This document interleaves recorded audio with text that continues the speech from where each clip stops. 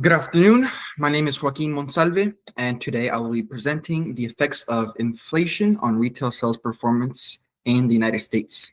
In this presentation, the data will be considered from March to September 2025 based on the Consumer Price Index, or CPI for short. The modern business issue I am addressing is understanding how inflation will impact the performance of retail sales across various sectors. Inflation has been fluctuating through 2025. Companies must be aware of its impact on consumer behavior and sales performance.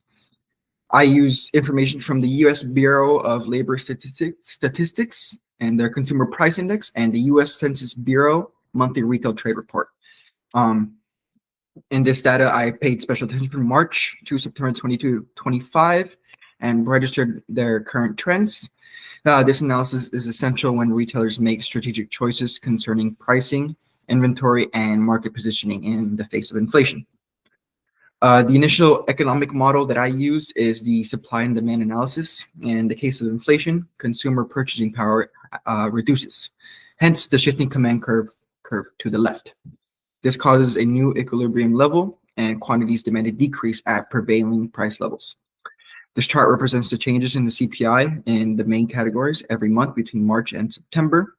It can be seen that the inflation of gasoline dropped by 6.3% in March and then increased by 4.1% in September, whereas food inflation was relatively stagnant, ranging from 0 to 0.5% per month. The volatility shows us that the fact that various industries face different inflationary pressures, which in turn have direct effect on consumer demand. The second model that I used was price elasticity of demand. This model determines the responsiveness of consumers to price changes. The equation is a percentage change in quantity demanded divided by percentage change in price.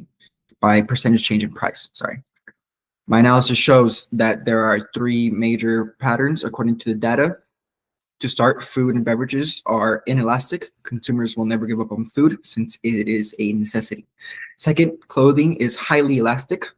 Consumers cut drastically their orders whenever the price goes up. Third, the elasticity of gasoline is 1.4, meaning that customers are sensitive to price changes. In the case of businesses, it implies that price strategies will have to be different between categories. Essential products can be left constant, while discretionary goods like clothes must be charged at lower prices to sustain the number of customers. A regression model was used to test the hypothesis that category-specific inflation rates can predict growth in retail sales. In this case, the independent variable was the 12-month CPI change, and the dependent variable was annual sales growth of 5 retail categories.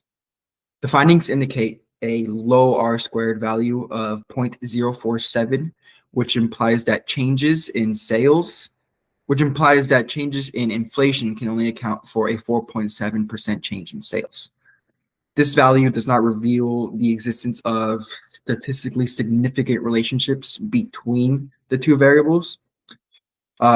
For me, this is very eye-opening. It tells us that although inflation is a critical factor, there are other conditions like levels of employment, consumer confidence, and evolving shopping habits that could be more critical in sales performance. Interestingly, though, total retail sales grew 5% year over year, despite 3% inflation. This tells us that consumer spending remained strong during this period. These graphs give detailed information about the performance of categories. Clothing stores registered the highest growth of 8.3% when comparing August 2024 to August 2025, even though prices of apparel commodities had low levels of inflation of minus 0.1% within 12 months. This tells us that discretionary expenditure by consumers on clothing is still constant.